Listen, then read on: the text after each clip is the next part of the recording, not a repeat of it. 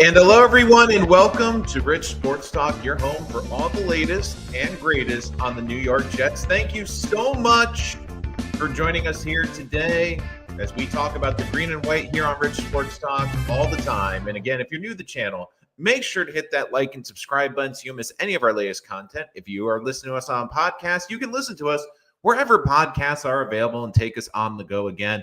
We are streaming on all podcasting platforms as well as on our YouTube live page. And our YouTube page is extra special because we love your involvement. If you go right now, you can go check out the community page. And I have a poll up which relates to today's video. So the New York Jets offseason is winding down, and we are just starting to get that glimpse of football in the fall as we get through the summer. But we have to talk about the green and white. No, not the Jets, the green and white of money, because the New York Jets have to make a big decision soon, and that is to pay their stars, and specifically two former Rookie of the Year winners for defensive and offensive player. It is Sauce Gardner and Garrett Wilson. And there is a lot to like about Sauce and Garrett, the type of players they are, what they brought to this organization, the professionalism. But for me, I think it is time for the Jets to knock this out of the park. Now, if you were to ask me which one gets done first, I would probably bank on Sauce just because, again, I think his is a little bit simpler. You make it the highest paid corner in the game. But the thing which makes it tricky with Garrett is Garrett Wilson, I do think, will be one of the top paid receivers. I just don't think the Jets are going to give him the largest receiver contract in history. I do project it will probably be a top 5, maybe even top 3. So that's one of the reasons that I think it could take a little longer there. But there's a lot of reasons why, if I'm the Jets, I want to wrap this up now and get this over with. But I will say this. If you have to wonder about the character of these two men, look at what they are doing. Aaron Glenn even shouted them out today in his press conference after practice today. Basically, quote from Aaron Glenn, "Our guys compete. That's who they are. I don't take that lightly either. I'm appreciative." These are guys who, again, could easily not be here, could be holding out for a new contract. But instead, they're the type of guys that are going to do the work and expect on the other side to get paid. Now, does it make it a little more complicated for these two because the former GM that drafted them isn't here anymore, and also that you have a new GM and he's working on getting these contracts? Yes, it is frustrating. I do think Darren Muji is going to get it done. But the thing is, these are the type of players where when we talk about the culture of the New York Jets and turning this thing around for the New York Jets, it starts with these leaders. And I do think that Garrett and Sauce are the faces of this franchise. They've lived up and exceeded expectations. If I was to tell you, Jet fans, if I was to look you dead in the face and say, on the draft night of 2022, you know what? When we look back at this in 3 years, again, we'll take the records out of it. But if I was to tell you Sauce Gardner is going to arguably be the best corner in football, and many would even say the best corner. And if I was to say Garrett Wilson is one of the best wide receivers in the NFL, and oh, by the way, both of them are going to win the Offensive Rookie of the Year for their respective sides of the football, you would say that's just a crazy pipe dream. One of them is going to fail at some point. But they've both been incredibly durable. They've been reliable. They've been good leaders. And for me, this is the time you reward their hard work and their sacrifice. Because again, it's going to take a lot. And you can tell the last couple of years have really weared on these guys because they care about winning so much. And especially with this upcoming year, probably not going to go as well as the expectations were the last 2 years. I think it's basically time to reward these players and say, look, you guys are going to be here for the long haul, and we trust that we're going to make this turn. It might take a little longer than we were hoping for, but we are going to make this turn, and you guys are going to be the catalyst behind it. Now, there's other guys that are going to have to get paid. Jermaine Johnson's a guy that we're going to have to hear about again. We got an update that he's recovering from the Achilles today from from the press conference. So my big thing too, and I do think this is very important, is when we're talking about football contracts, it's different than baseball. It's different than the NHL. It's different than the NBA. It's basically who's up next. And if another corner gets paid or another receiver gets paid, and I think a good example is Terry McLaurin. Now, again, McLaurin isn't showing up to Washington practices and he's in the middle of a contract dispute. But if that gets resolved and is another huge number, that's going to be another number that the Jets are going to have to compete with. Because in the NFL, it's not necessarily getting paid what you're worth. It's what the market is telling you and what the market is projecting for that position. And if we get another new benchmark for a corner or another new benchmark for a wide receiver, that's just going to complicate. And again, we're seeing some extensions getting knocked down for other teams right now. This, to me, is the time to get Sauce, get Garrett locked in. And I think it does a lot of good reasons why you want to get this done as soon as possible. Number one, it's good optics, especially for this fan base. This fan base has been through the ringer for all of our lives, but especially the last 15 years. And they are just gripping to hope right now. And if you were to lock these two up, who are fan favorites, who the fans love, and you have told this fan base, look, we are committed to this long term, I think it would say a lot and mean a lot to this fan base, because this fan base is also frustrated because we've seen lots of talented, great Jet players leave this organization and go have success other places, or guys that were talented players just get thrown out the door and then, of course, go have great years. John Franklin Myers is a good example. Now, again, these guys have the great talent level, but we've seen it with a bunch of great past Jets not finish their careers here. And I do want to see Sauce Gardner, and I do want to see Garrett Wilson. Now, again, there's some other debates about long-term deals. Jermaine Johnson, I think, will be a little bit trickier off the Achilles. If I had to guess, that probably will not get locked up until later this year. Breece Hall will be another interesting one. Again, a running back. Can he stay healthy this year? How does this team envision using him? And how does this organization now as a whole view the running back position? How does Aaron Glett view the running back position? How does he view the running backs behind Breece Hall? There's a lot of factors, but I do think it is pretty clear that Garrett and Sauce, for their positions and for what they bring to the table and what they mean to this organization, deserve to get locked up.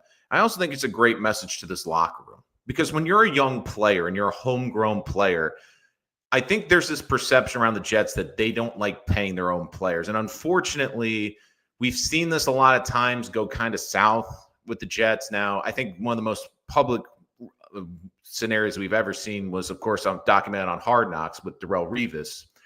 And that was one of the ones you just pay him, just figure it out. And there was a point late in that training camp that we were looking at going into the season without Darrelle Revis, or that we weren't sure what Darrelle Revis we were going to get because he had missed the whole summer basically because of the contract dispute. And these guys, again, looks like they're going to be there the whole training camp. It looks like they're going to show up to practice. They're going to work hard. But these are the guys you want to reward. And with the Jets, it just is frustrating for this fan base because it does feel like a lot of these contracts do kind of drag out. Quinnen Williams was a good example. That contract felt like it dragged out. But to me, I think it would be a really good offseason where you've already committed to a player in Jamien Sherwood who, let's be honest, wasn't drafted by this regime either, but played very well. And I was on the fence of whether he'd come back just because I didn't know how he was going to fit with this new regime. But they've rewarded him for his great play. If they're able to reward Sauce and Garrett, I think it shows to this locker room and to these draftees that are coming in, hey, if you do your job and you do a great job, this organization is going to reward you with a good contract because we want you to be here long term. Now, the other things with this contract is I think it would be, once again, good for the fan base. I think it'd be great for the morale in the locker room. And I also think it's important to get those numbers in there so you can plan long term. By having those locked in, you know what your budget is. You know, okay, we are now paying Sauce to be an elite corner. We are paying Garrett to be an elite wide receiver. We have to work around those numbers going forward. So you have an idea of what your cap hit's going to be. Now, again, the cap's going to go up a little bit every year. The Jets are going to get a more freedom against the cap with some of the dead contracts coming off the books at the end of this upcoming season. But having that number in your head is a lot easier to plan. And it's also, for the long-term success of this franchise, good to know what you have to do. Because in this league, it's very hard to pay a lot of players on a team. I mean, you look, sometimes teams go overboard. The Bengals went overboard on spending in their wide receiver room. But now you're wondering how they're going to put together a defense. And to me, this is a smart investment because you address one of the key positions on the defensive side of the ball, a key position on the offensive side of the ball. But then you have to get creative. You have to wonder, okay, we're paying Sauce this, we're paying Michael Carter this. We're going to have to go cheap on corner. So we're either going to have to take a risk in free agency or likely draft in those positions. With Garrett Wilson, you know what the numbers are, and you're like, okay, well, do we have the number to fit this wide receiver in here? Like another good example with the cap is once the cap is figured out, you can then adjust based on. Now, again, I don't think that it's going to, because they're still under their first contracts, that's not going to kick in until after at least this season. But the one nice thing is for this season, you have an idea going forward, okay, what positions can we afford to pay and what positions can't we? Because the other big thing with the Jets, too, is we have to see what happens with Justin Fields. Now, again, the Jets are paying him a good contract, but let's say he goes out and has a great 2 seasons with the Jets and is a starting quarterback. You see the rate for quarterbacks. It's going to be minimum $35 to $40 million a year if he becomes a quality starter and gets his team to the postseason. That's the going rate for a starting quarterback, just a starter, not a star quarterback, a starter. So you're going to have to figure out, especially going forward, if you have the Sauce number, if you have the Garrett number, you can then figure out the budget for the quarterback position. And just having that gives you a price point, too, to say, okay, we love Jermaine Johnson, but we can only fit him if this is the number. And I do think there's some other guys on this team I would lock up very early. One guy that I don't think is getting talked about enough, and again, I know it's still early in his contract, is Will McDonald. Because if Will McDonald goes out and has another double-digit sack season, he is going to get a premium rate. Now, again, he might not want to negotiate at this point, but if the Jets feel that he is going to be a monster of a pass rusher, maybe not a defensive end, but a pass rusher, again, he's already put on 10 pounds on the outside, that could be another contract. Like, smart teams invest in players early. Like, I would like to see that. Now, Jermaine Johnson, I understand why the Jets are hesitant because he's coming off the Achilles from injury from last year. They want to see if he's a full go. They want to see how he recovers from it. But there's certain players I'm looking at, like Will McDonald's a guy I would try to lock up early because then you don't have to worry about paying a premium edge. But it's going to be some decisions the Jets are going to have to make. But now, if you're paying Sauce and you're paying Garrett, which, again, I think are the right decisions, where else does the money in the checkbook go? Because you can't – there might be a world where the Jets can't have 2 elite edges paid at a premium. Maybe they have to make a decision on Will McDonald or Jermaine Johnson in a year or two. Again, having the numbers and having those out there and having that reputation that you're an organization that will pay your own players is a good thing. And it's good for the culture that this team is trying to instill because Sauce and Garrett go out there every week. They compete. They play exceptionally well. Again, I think Sauce was nicked up at points last year with some injuries. And look, Garrett's been incredibly productive with, let's be honest, less than stellar quarterback play. And last year, he almost felt sabotage because especially the back half of the season, it just felt like Aaron Rodgers just wanted to play catch with Devontae Adams. And so I think Garrett's going to be excited to be the number 1 option. And I do think it is a smart decision, but I'm curious to see what you think. I think Sauce will get paid first, but we have the poll up in the community page again on the live stream. I'd love to hear what you guys have to say, your comments in the video, your thoughts on the whole paying situation. Again, if you want to make a donation to the channel to help the channel grow and help us create more great content, use that super chat feature. And don't forget, with that donation, you automatically jump to the front of the line, which again is always an important factor. We will also have more videos coming out about sports uniforms and jerseys, and we are also going to have some special guests. I'm working on a special guest for a special Monday night show next week about the New York Jets, and it's also based on requests from you guys. We're going to go through all the Jets positions. That's right. Every single position, and we're going to make a little fun game about it. We're going to see, are the Jets better than they were last year? Are they weaker? Or this is basically the same. I think it's going to be a fun game, and I have a special New York Jets content creator that's going to join us for that. So make sure you hit that like and subscribe button. Also, make sure to check us out wherever your podcasts are available. iHeartRadio, SoundCloud, TuneIn, Spreaker. If you can listen to us on a podcast, we will be there. So again, guys, I do think it's great that Sauce is out there. It's going to be very important. Look, you know, I do think it is definitely very important for this team to get these guys locked in. Because, look, I think as a fan, you just don't like these things hanging over. And look, every team goes through this. I try not to make a big deal about players holding out because, again, that's how they get attention. That's how they get negotiation power. And really, when you think about it, for a lot of these guys, this is their one chance at the golden apple. Again, the way with the paying structure now, yes, first round picks make good money. But if you want that life really altering money or contract in the NFL, it's your second contract because it's basically it's paying your prime years. Because let's be honest, after this contract, maybe you will get a chance to renegotiate. Maybe you'll get a chance to get a short-term contract with a very high annual. But once you start getting toward 30, all the negotiations go to, well, we don't know how much you have left in the tank. Well, we don't know how much tread's left on the tire. Well, it's starting to get older. When you're going to lose your speed, when you're going to lose your burst. So this is really the golden opportunity. And look, I give Sauce and I give Garrett a lot of credit because you're seeing around the league, a lot of people are holding out. Terry McLaurin, Scary Terry. He's already gotten paid once, but he's 29, wants a new contract with Washington.